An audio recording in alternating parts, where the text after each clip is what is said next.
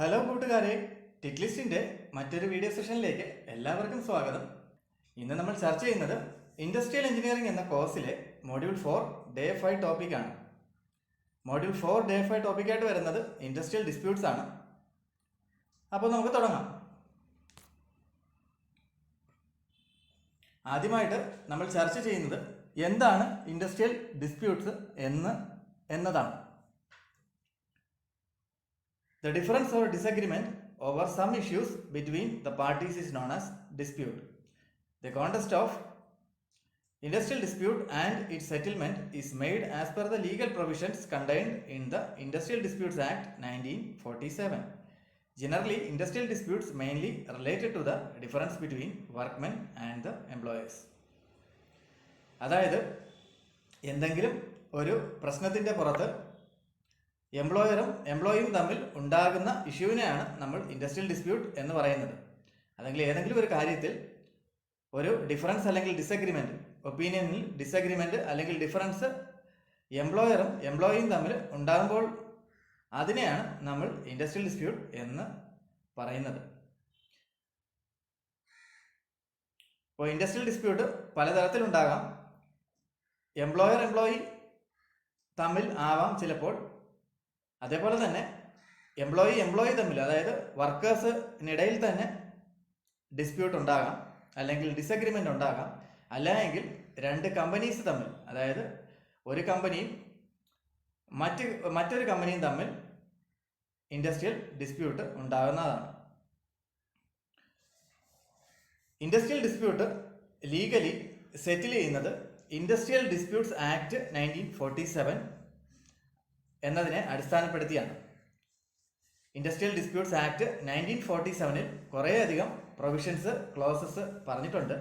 അപ്പോൾ അതിനെ ബേസ് ചെയ്താണ് ഇൻഡസ്ട്രിയിൽ ഉണ്ടാകുന്ന ഇതുപോലുള്ള ഡിസഗ്രിമെൻറ്റ്സ് അല്ലെങ്കിൽ ഡിസ്പ്യൂട്ട്സിനെ ലീഗലി പരിഹരിക്കുന്നത് അല്ലെങ്കിൽ സെറ്റിൽ ചെയ്യുന്നത്.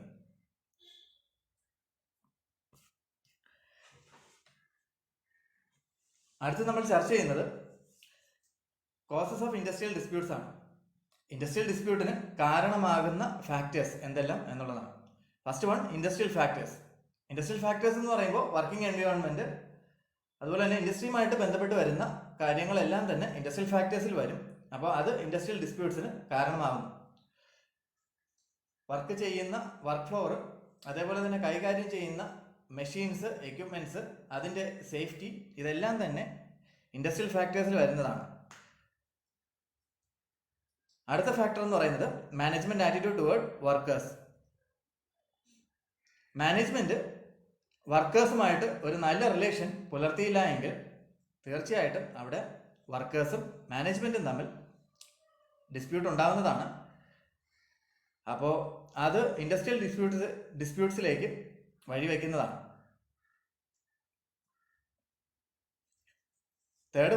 തേർഡ് ഫാക്ടറായിട്ട് പറയുന്നത് ഗവൺമെന്റ് മെഷീനറി. ഗവൺമെന്റിന്റെ ഇൻഡസ്ട്രി വർക്കിങ്ങിൽ ഉള്ള ഇടപെടൽ ഒരു പ്രധാനപ്പെട്ട ഡിസ്പ്യൂട്ട് ഫാക്ടറാണ്. അതായത് പല സമയങ്ങളിലും ഗവൺമെന്റ് വർക്കേഴ്സിന്റെ കാര്യത്തിലും അല്ലെങ്കിൽ വർക്കേഴ്സിന്റെ വർക്ക് പ്രൊഫൈലും അതേപോലെ തന്നെ മാനേജ്മെന്റിന്റെ അധികാരത്തിലും എല്ലാം ചിലപ്പോൾ കൈകടത്താറുണ്ട്. അപ്പോൾ അങ്ങനെയുള്ള കേസസിൽ ഇൻഡസ്ട്രിയൽ ഡിസ്പ്യൂട്ട്സിന് അത് വഴിവെക്കാവുന്നതാണ്. ഗവൺമെന്റും മാനേജ്മെന്റും തമ്മിൽ, അല്ലെങ്കിൽ ഗവൺമെന്റും വർക്കേഴ്സും തമ്മിൽ ഒരു ഇൻഡസ്ട്രിയൽ ഡിസ്പ്യൂട്ട് എന്ന ഒരു രീതിയിലേക്ക് അത് പോകാവുന്നതാണ്. ഫോർത്ത് ഫാക്ടർ എക്കണോമിക് കോസസ് ആണ്. തീർച്ചയായിട്ടും എല്ലാ എംപ്ലോയർ റിലേഷൻ്റെയും അടിസ്ഥാനം എന്ന് പറയുന്നത് പേയ്മെൻറ്റ് തന്നെയാണ്. അപ്പോൾ വർക്കേഴ്സ് വർക്ക് ചെയ്യുന്നത് പേയ്മെൻറ്റിനായിട്ടാണ്. അപ്പോൾ തീർച്ചയായിട്ടും ഇതുമായിട്ട് ബന്ധപ്പെട്ട് വരുന്ന ഇൻഡസ്ട്രിയൽ ഡിസ്പ്യൂട്ട്സ് ഉണ്ടാകാവുന്നതാണ്. അടുത്ത ഫാക്ടർ മാനേജറിയൽ കോസസ് ആണ്. സ്പെല്ലിംഗ് മിസ്റ്റേക്ക് വന്നതാണ്. CAUSES ആണ്. ഓക്കെ, മാനേജറിയൽ കോസസ് എന്ന് പറയുമ്പോൾ മാനേജ്മെൻറ്റ് കൃത്യമായിട്ട് ചെയ്യേണ്ട കാര്യങ്ങൾ കൃത്യസമയത്ത് ചെയ്യാതെ വരുമ്പോൾ വർക്കേഴ്സ് മാനേജ്മെന്റ് തമ്മിൽ, അല്ലെങ്കിൽ മാനേജ്മെന്റിൽ പല ലെവൽസിലുള്ള അതോറിറ്റീസ് തമ്മിൽ ഇൻഡസ്ട്രിയൽ ഡിസ്പ്യൂട്ട്സ് ഉണ്ടാകാവുന്നതാണ്. അടുത്ത ഫാക്ടർ വേജ് സിസ്റ്റം. തീർച്ചയായിട്ടും ഞാൻ നേരത്തെ പറഞ്ഞതുപോലെ പേയ്മെൻറ്റ് ആണ് വർക്കർ മാനേജ്മെൻറ്റ് എന്ന ഒരു റിലേഷൻ്റെ അടിസ്ഥാനം എന്ന് പറയുന്നത്. അപ്പോൾ കൂടുതൽ പ്രോഫിറ്റ് എയിം ചെയ്യുന്ന മാനേജ്മെൻറ്റ്സ് വർക്കേഴ്സുമായിട്ട് സ്ഥിരമായി ഡിസ്പ്യൂട്ടിൽ ഏർപ്പെടാറുണ്ട്. കാരണം അവർ കൂടുതൽ പ്രോഫിറ്റ് ഉദ്ദേശിക്കുമ്പോൾ വർക്കേഴ്സിന് കൊടുക്കുന്ന പേയ്മെൻറ്റ് അവർ പരമാവധി കുറയ്ക്കാനായിട്ട് നോക്കും. അപ്പോൾ അത് ഇൻഡസ്ട്രിയൽ ഡിസ്പ്യൂട്ട്സിലേക്ക് വഴിവെക്കുന്നതാണ്. അതർ കോസസ് എന്ന് പറയുമ്പോൾ നമ്മൾ ഈ മുകളിൽ പറഞ്ഞ ഫാക്ടേഴ്സ് ഒന്നും അല്ലാതെ തന്നെ എക്സ്റ്റേണൽ ആയിട്ടുള്ള ഫാക്ടേഴ്സ് ഉണ്ടാവാം. അതേപോലെ തന്നെ ഇന്റേണലായിട്ട് എൻവിയോൺമെന്റൽ ഇഷ്യൂസ് ഉണ്ടാവാം. അപ്പോൾ അതെല്ലാം തന്നെ ഇൻഡസ്ട്രിയൽ ഡിസ്പ്യൂട്ട്സിന് വഴിവെക്കാവുന്നതാണ്. അടുത്തായിട്ട് നമ്മൾ ചർച്ച ചെയ്യുന്നത് ടൈപ്സ് ഓഫ് ഇൻഡസ്ട്രിയൽ ഡിസ്പ്യൂട്ട്സ് ആണ്. പ്രധാനമായിട്ട് 2 തരത്തിലുള്ള ഇൻഡസ്ട്രിയൽ ഡിസ്പ്യൂട്ട്സ്, അതായത് വർക്കർ മാനേജ്മെന്റ് ഇഷ്യൂ ഉണ്ടാകാവുന്നതാണ്. അതിൽ ആദ്യത്തേതാണ് സ്ട്രൈക്ക്, രണ്ടാമത്തേത് ലോക്കൗട്ട്സ്. സ്ട്രൈക്ക് നമ്മൾ സ്ഥിരം കേൾക്കുന്നതാണ്, പല പേരുകളിൽ അത് അറിയപ്പെടുന്നുണ്ട്. സ്ട്രൈക്ക്, ബന്ദ്, ഹർത്താൽ, ഇങ്ങനെ എല്ലാം അറിയപ്പെടുന്നത് ഒരേ കാര്യം തന്നെയാണ്. അപ്പോൾ ഈ 2 തരത്തിലുള്ള ഡിസ്പ്യൂട്ട് മെക്കാനിസമാണ് നിലനിൽക്കുന്നത്. ഒന്ന് സ്ട്രൈക്സ്, രണ്ടാമത്തത് ലോക്കൗട്ട്സ്. ഇൻഡസ്ട്രിയൽ ഡിസ്പ്യൂട്ട്സിന്റെ ഒരു ക്ലാസിഫിക്കേഷൻ ചാർട്ടാണ്. ഇൻഡസ്ട്രിയൽ ഡിസ്പ്യൂട്ട്സ് പ്രധാനമായിട്ട് 2ആയിട്ട് ക്ലാസിഫൈ ചെയ്തിരിക്കുന്നു, സ്ട്രൈക്സ് അതേപോലെ തന്നെ ലോക്കൗട്ട്സ്. സ്ട്രൈക്സിനെ വീണ്ടും ക്ലാസിഫൈ ചെയ്തിരിക്കുന്നു, പ്രൈമറി സ്ട്രൈക്സ്, സെക്കൻഡറി സ്ട്രൈക്സ്, അതേപോലെ തന്നെ അതേഴ്സ്. അതേഴ്സിൽ വരുന്നതാണ് ജനറൽ, പർട്ടിക്കുലർ, പൊളിറ്റിക്കൽ, ബന്ദ്സ്. പല പല പേരുകളിൽ പറയുന്നതേ ഉള്ളൂ. സ്ട്രൈക്ക് എന്ന് പറയുന്നത് തീർച്ചയായിട്ടും ഒരു പ്രധാനപ്പെട്ട ഇൻഡസ്ട്രിയൽ ഡിസ്പ്യൂട്ട് തന്നെയാണ്. പ്രൈമറി സ്ട്രൈക്സ് എന്ന് പറയുമ്പോൾ stay away strikes, sit down അല്ലെങ്കിൽ stay in tool down or pen down strikes, go slow strike, work to rule strike, token protest, lightning or cat call strikes, picketing and boycotting, gherao, hunger strikes. ഇതെല്ലാം തന്നെ പ്രൈമറി സ്ട്രൈക്സിൻ്റെ ക്ലാസിഫിക്കേഷനാണ്. Primary strikes, secondary strikes എന്താണെന്നുള്ളത് നമ്മൾ അടുത്ത സ്ലൈഡിൽ പറയുന്നുണ്ട്.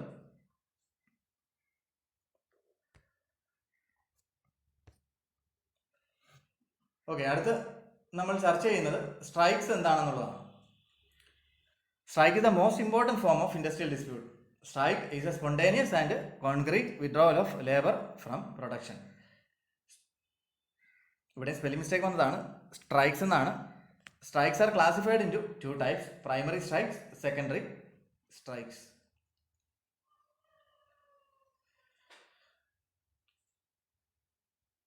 അപ്പോൾ ഇൻഡസ്ട്രിയൽ ഡിസ്പ്യൂട്ടിലെ ഏറ്റവും പ്രധാനപ്പെട്ട ഒരു ടൂളാണ് സ്ട്രൈക്സ് എന്ന് പറയുന്നത്. സ്ട്രൈക്ക് എന്ന് പറയുന്നത് പ്രൊഡക്ഷനിൽ നിന്ന് വർക്കേഴ്സ് അല്ലെങ്കിൽ ലേബർ പിന്മാറുന്ന ആ ഒരു പ്രതിഭാസത്തെയാണ് നമ്മൾ സ്ട്രൈക്ക് എന്ന് പറയുന്നത്. അതായത് ജോലി ചെയ്യാതെ അവർ മാറി നിൽക്കുന്ന ആ ഒരു അവസ്ഥ, അതിനാണ് നമ്മൾ സ്ട്രൈക്ക് എന്ന് പറയുന്നത്. അതിന് കാരണമായിട്ട് കുറേയധികം ഫാക്ടേഴ്സ് ഉണ്ടാവും. അപ്പോൾ ആ ഫാക്ടേഴ്സിനെ ബേസ് ചെയ്ത് പ്രൊഡക്ഷൻ നടത്താതെ അല്ലെങ്കിൽ വർക്ക് ചെയ്യാതെ മാറി നിൽക്കുന്ന ആ ഒരു അവസ്ഥയാണ് നമ്മൾ സ്ട്രൈക്ക് എന്ന് പറയുന്നത്. സ്ട്രൈക്സിനെ 2ആയിട്ട് ക്ലാസിഫൈ ചെയ്യാം. First one primary strike, second one secondary strike.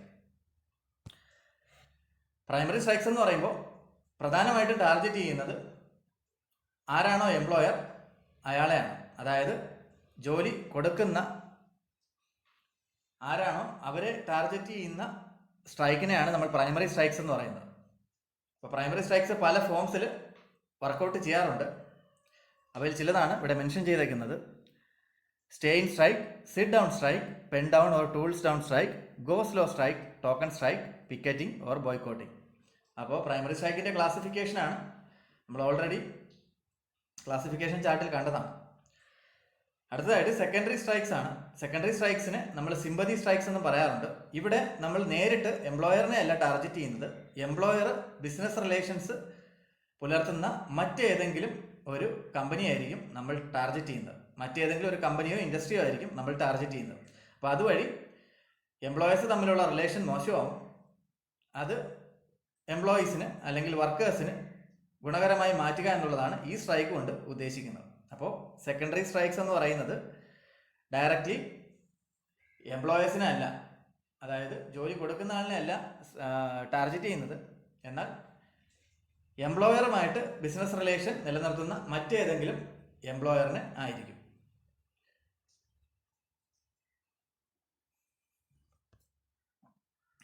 അടുത്തത് ഇൻഡസ്ട്രിയൽ ഡിസ്പ്യൂട്ട്സിന്റെ രണ്ടാമത്തെ ക്ലാസിഫിക്കേഷൻ ലോക്കൗട്ട്സ്. ലോക്കൗട്ട് എന്ന് പറയുന്നത് കമ്പനി അടച്ചിടുന്ന ആ ഒരു രീതിയാണ് ലോക്കൗട്ട് എന്ന് പറയുന്നത്. അതായത് സ്ട്രൈക്ക് ചെയ്യുന്ന വർക്കേഴ്സിനെ പൂർണ്ണമായും ഒഴിവാക്കാനായിട്ട് കമ്പനി പൂർണ്ണമായിട്ടും അടച്ചിടുന്ന എംപ്ലോയറിന്റെ ആ ഒരു രീതിയാണ് നമ്മൾ ലോക്കൗട്ട് എന്ന് പറയുന്നത്. Lockout means the closing of a place of business of employment for the suspension of work for the refusal by the employer to continue to employ any number of persons employed by him. അതായത് ചിലപ്പോൾ താൽക്കാലികമായിട്ടായിരിക്കും അടച്ചിടുന്നത്, അല്ല എങ്കിൽ permanent ആയിട്ട് industry അല്ലെങ്കിൽ company അടച്ചിടുന്ന ആ ഒരു രീതിയാണ് നമ്മൾ ലോക്കൗട്ട് എന്ന് പറയുന്നത്. ഈ സ്ട്രൈക്സും ലോക്കൗട്ടും നമ്മൾ സ്ഥിരമായിട്ട് ഡെയിലി ലൈഫിൽ കാണുന്നതാണ്. പല സ്ഥലത്തും സ്ട്രൈക്സ് നടക്കുമ്പോൾ എംപ്ലോയേഴ്സ് അവരുടെ കമ്പനി താൽക്കാലികമായിട്ടോ അല്ലെങ്കിൽ പെർമനൻ്റ് ആയിട്ടോ അടച്ചിടാറുണ്ട്. നമ്മൾ ഇത് സ്ഥിരമായിട്ട് കാണുന്ന ഒരു കാര്യമാണ്. Preventive measures of industrial disputes. അടുത്ത് നമ്മൾ ചർച്ച ചെയ്യുന്നത് ഇൻഡസ്ട്രിയൽ ഡിസ്പ്യൂട്ട്സ് എങ്ങനെയാണ് നമുക്ക് പ്രിവെന്റ് ചെയ്യാൻ പറ്റുന്നത്. അപ്പോൾ അതിനായിട്ട് എടുക്കേണ്ട നടപടികൾ എന്തൊക്കെയാണ് എന്നുള്ളതാണ് അടുത്തായിട്ട് നമ്മൾ ചർച്ച ചെയ്യുന്നത്. First one, labour welfare officer, tripartite and bipartite bodies, standing orders, grievance procedure, joint consultation, labour co partnership and profit sharing, strong trade unions, collective bargaining. ഇതെല്ലാം പല പല മെക്കാനിസംസ് ആണ് നമുക്ക് ഇൻഡസ്ട്രിയൽ ഡിസ്പ്യൂട്ട്സ് പരിഹരിക്കാനുള്ള പല തരത്തിലുള്ള അല്ലെങ്കിൽ ഒഴിവാക്കാനുള്ള പല തരത്തിലുള്ള മെക്കാനിസംസ് ആണ് പറയുന്നത്. ലേബർ വെൽഫെയർ ഓഫീസർ എന്ന് പറയുമ്പോൾ ലേബേഴ്സിൻ്റെ ക്ഷേമത്തിനായിട്ട് പ്രവർത്തിക്കുന്ന ഓഫീസർ, അങ്ങനെ ഒരാളെ നിയമിച്ചു കഴിഞ്ഞാൽ അയാൾക്ക് തീർച്ചയായിട്ടും വർക്കേഴ്സിൻ്റെ ഗ്രീവൻസ്. അടുത്തതായിട്ട് വരുന്ന mechanism tripartite and bipartite bodies ആണ്. അടുത്തതായിട്ട് standing orders, then grievance procedure, then joint consultations, labour co partnership and profit sharing, then strong trade unions, collective bargaining. അപ്പോൾ ഇതുപോലുള്ള കുറേയധികം മെക്കാനിസംസ് നമുക്ക് യൂസ് ചെയ്ത് ഇൻഡസ്ട്രിയൽ ഡിസ്പ്യൂട്ട്സ് ഒരു പരിധി വരെ ഒഴിവാക്കാനായിട്ട് കഴിയും.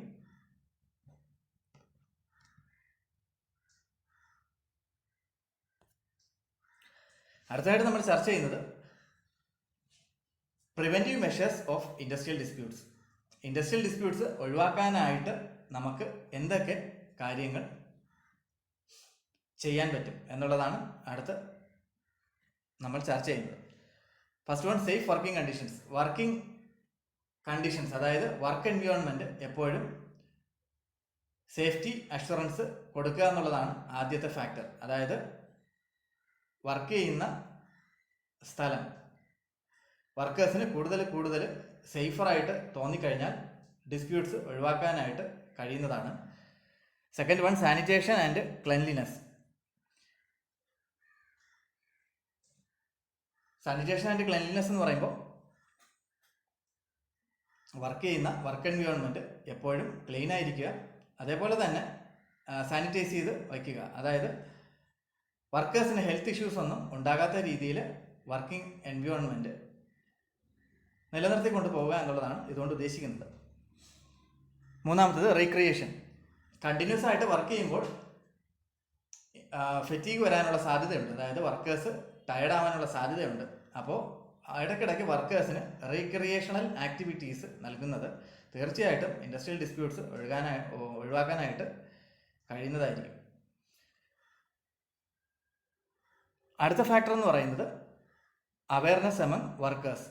വർക്കേഴ്സിനെ മാനേജ്മെൻറ്റിൻ്റെ റെപ്രസെൻറ്റേറ്റീവ്സോ ഇടയ്ക്കിടയ്ക്ക് ബോധവൽക്കരിക്കുക, അതായത് അവയർനെസ് കൊടുക്കുക എന്നുള്ളതാണ് അടുത്ത ഡിസ്പ്യൂട്ട് ഒഴിവാക്കാനുള്ള ഒരു മെത്തേഡ് എന്ന് പറയുന്നത്. Next one, services like A cooperative societies. Cooperative societies എന്ന് പറയുമ്പോൾ സഹകരണ സംഘങ്ങളാണ് ഉദ്ദേശിക്കുന്നത്. വർക്കേഴ്സ് കൂട്ടമായിട്ടോ അല്ലെങ്കിൽ വർക്കേഴ്സ് മാനേജ്മെൻറ്റും ചേർന്നോ സൊസൈറ്റീസ് നടത്തുമ്പോൾ അതുവഴി വർക്കർ മാനേജ്മെൻറ്റ് അല്ലെങ്കിൽ വർക്കർ റിലേഷൻ കൂടുതൽ നന്നാവുന്നതാണ്. അതേപോലെ തന്നെ ഫിനാൻഷ്യൽ അസിസ്റ്റൻസും കോപ്പറേറ്റീവ് സൊസൈറ്റീസ് വഴി ലഭിക്കുന്നതായിരിക്കും. അപ്പോൾ വർക്കേഴ്സിൻ്റെ ഇടയിലോ അല്ലെങ്കിൽ വർക്കേഴ്സും മാനേജ്മെൻറ്റും തമ്മിലുള്ള ഡിസ്പ്യൂട്ട്സും ഒഴിവാക്കാനായിട്ട് കഴിയുന്ന ഒരു സിസ്റ്റമായിട്ട് മാറുന്നതാണ്. Next one, implementation of welfare acts. എംപ്ലോയീസിനെ സപ്പോർട്ട് ചെയ്യുന്ന തരത്തിലുള്ള നിയമങ്ങൾ വളരെ അത്യാവശ്യമാണ്. അപ്പോൾ അത് ഇൻഡസ്ട്രിയൽ ഡിസ്പ്യൂട്ട്സ് ഒഴിവാക്കാനായിട്ട് ഒരു പരിധിവരെ സഹായിക്കുന്നതാണ്. Next one, organisational discipline. തീർച്ചയായിട്ടും വർക്കേഴ്സും മാനേജ്മെൻറ്റും അവരുടെ വർക്കിംഗ് പ്രൊസീജിയറിലും ഒരു ഡിസിപ്ലിൻ ഉണ്ടാകണം. അത് ഡിസ്പ്യൂട്ട്സ് ഒഴിവാക്കാനായിട്ട് സഹായിക്കുന്ന ഒരു വലിയ ഫാക്ടറാണ്. Next factor, wage and salary administration. തീർച്ചയായിട്ടും മിക്കവാറും എല്ലാ ഇൻഡസ്ട്രിയൽ ഡിസ്പ്യൂട്ട്സിൻ്റെയും ഒരു ബേസ് എന്ന് പറയുന്നത് സാലറി, വേജ് തുടങ്ങിയവയിലായിരിക്കും. അപ്പോൾ ഈ ഒരു ഏരിയ കൃത്യമായിട്ട് കൈകാര്യം അല്ലെങ്കിൽ അഡ്മിനിസ്റ്റർ ചെയ്യുകയാണെങ്കിൽ തീർച്ചയായിട്ടും ഇൻഡസ്ട്രിയൽ ഡിസ്പ്യൂട്ട്സ് നമുക്ക് ഒഴിവാക്കാനായിട്ട് പറ്റുന്നതായിരിക്കും. Last point, labour administration.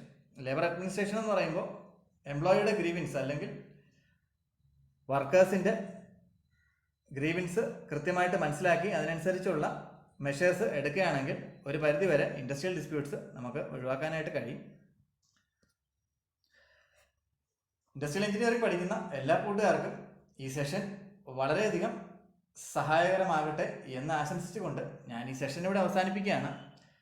ഈ വീഡിയോ സീരീസ് നിങ്ങൾക്ക് ഇഷ്ടമാവുകയാണെങ്കിൽ വീഡിയോസ് ലൈക്ക് ചെയ്യുക, നിങ്ങളുടെ കൂട്ടുകാരിലേക്ക് ഷെയർ ചെയ്യുക. ഞാൻ അപ്ലോഡ് ചെയ്യുന്ന എല്ലാ വീഡിയോസും നിങ്ങൾക്ക് ലഭിക്കുവാനായിട്ട് എൻ്റെ യൂട്യൂബ് ചാനലായ ടിക്ക് ലിസ്റ്റ് സബ്സ്ക്രൈബ് ചെയ്ത് ബെൽ ഐക്കൺ എനേബിൾ ചെയ്യുക. Thank you for watching. Thank you. Have A nice day.